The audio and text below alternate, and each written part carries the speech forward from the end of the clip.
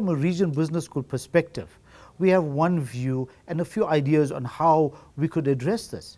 And I think because we are in the higher education space, we almost see the end result of maybe 12 years of schooling that we see at the end of the day, which gets into higher education. And I think our first premise is that whatever we do to try and stem unemployment has to start at the school level. What I mean is begin to look at the curriculum and the way we teach our pupils in school, our learners in school. How do we teach them? What do we actually teach them? Is there value to teach certain subjects that we might not really use post high school? Could we change curriculum? Could we start coding, which government has started very early? South Africa has started this year, 2020, where they've introduced coding and robotics for the first time.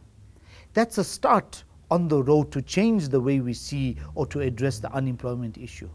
The second issue is policy development within government, to be more flexible and open to entrepreneurship, to allow higher education to be able to play or rather manipulate curriculum to address the issues that are out there. And what do I mean by that?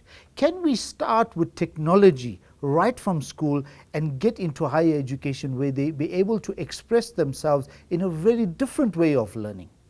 A classic example or a classic way to do this is the way we teach maths today.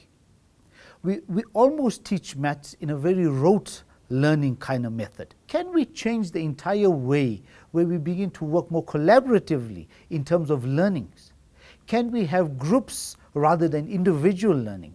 And those things do exist, I must say, but I think it needs to be expanded even more. So we begin to make our STEM subjects, your science, your education, your maths, your engineering, more exciting, more interesting for people or students to want to engage with. At the moment, we seem to be distancing ourselves from it. Students find it difficult to engage with those curriculums because it's the way it's designed.